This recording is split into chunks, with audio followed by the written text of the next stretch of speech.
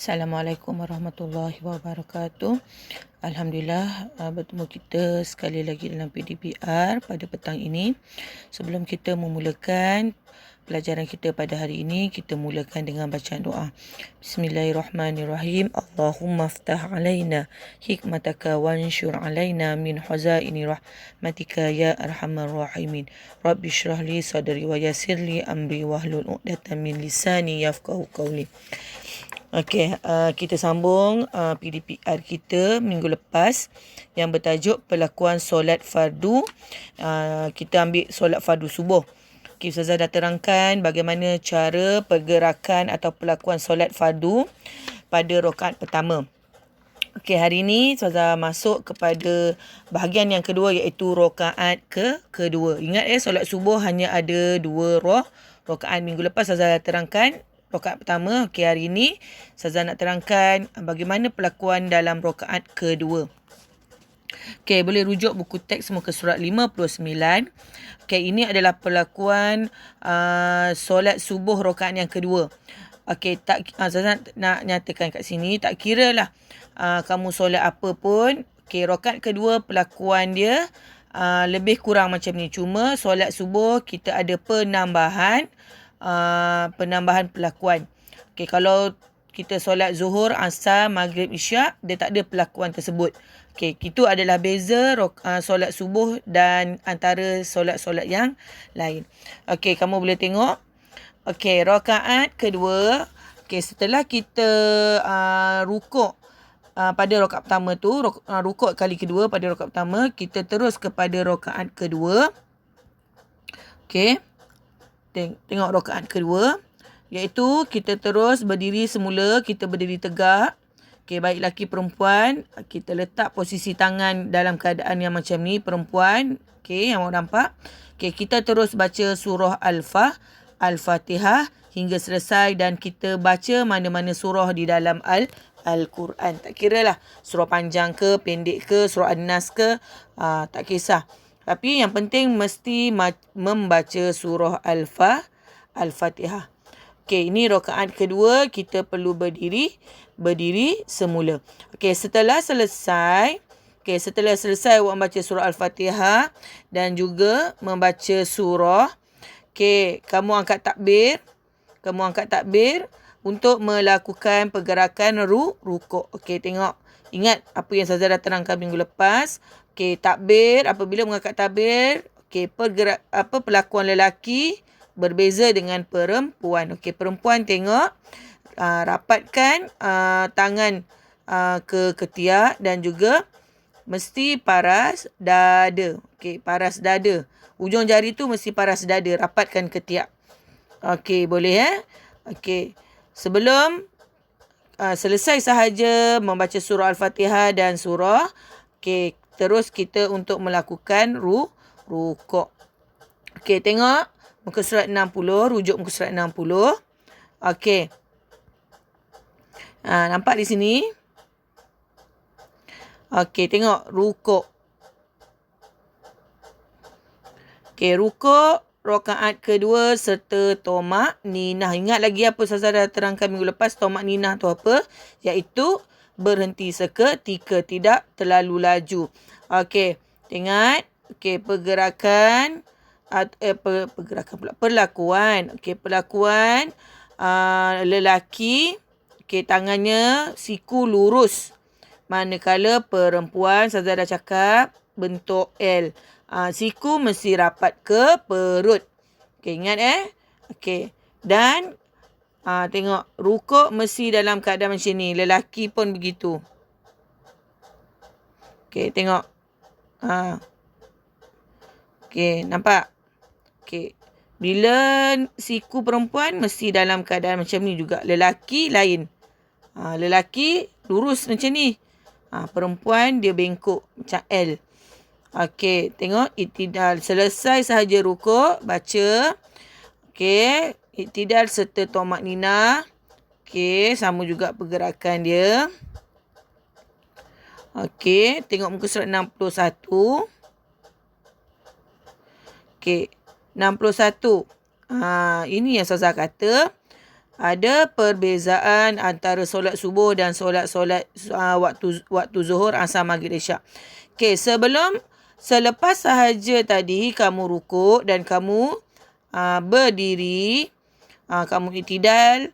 Okey, sebelum sujud yang kali kedua, kamu kena membaca doa kunut.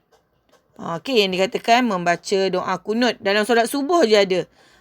Zuhur, asar, maghrib, isyak tak ada. Okey, ini yang perlakuan yang lain daripada solat yang lain.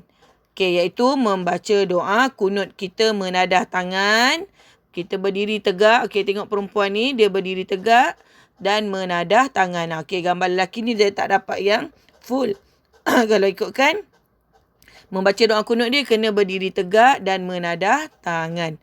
Okey, selesai sahaja membaca doa kunut, barulah kita membuat perlakuan sujud pada rakaat kedua serta tomak ninah. Ingat, perlakuan sujud, begitu juga perbezaan ni tangan, posisi tangan. Kalau perempuan pun tengok, dia mesti rapat ke perut. Macam mana kamu rukuk tadi, begitu juga dengan sujud. Ingat lagi saya terangkan. Okey, di sini ada gambar, nampak? Ni. Okey, nampak ni? Tangan perempuan tu. Okey. Dan juga tangan tak boleh lebih daripada bahu. Okey, kamu boleh rujuk balik. Tengok. Okey. Ingat. Selepas sahaja iktidal sebelum sujud, apabila solat subuh, kita kena membaca doa kunut. Baru kita sujud. Okey. Lepas sujud, okey, tengok muka surat 62. Okey, 62. Apa pelakuan dia?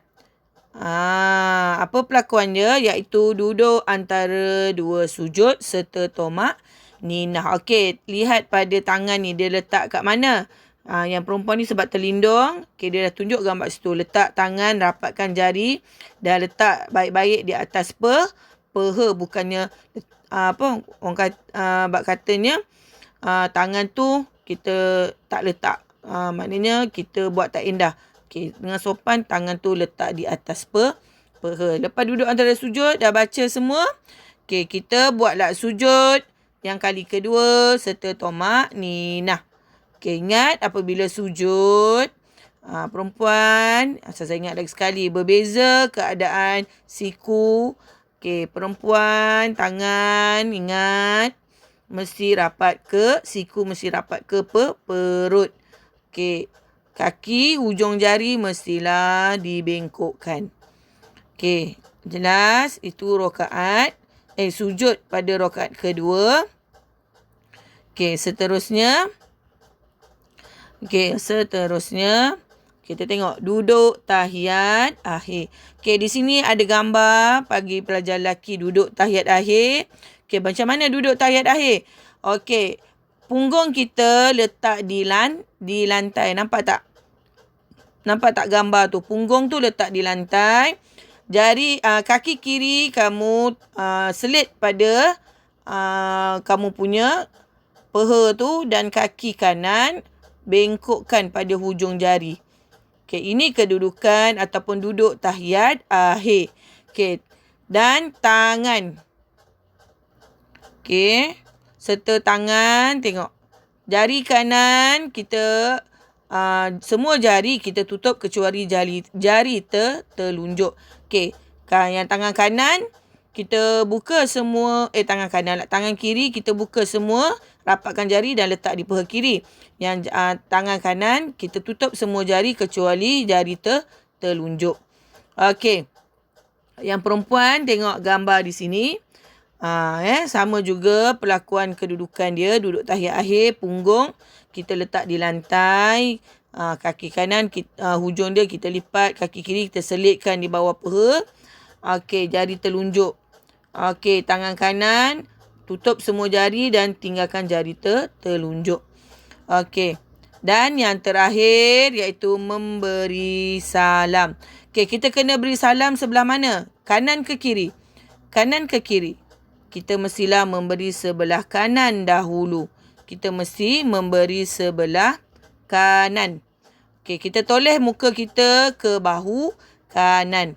Okey, kita sebut lafaz Assalamualaikum warahmatullahi.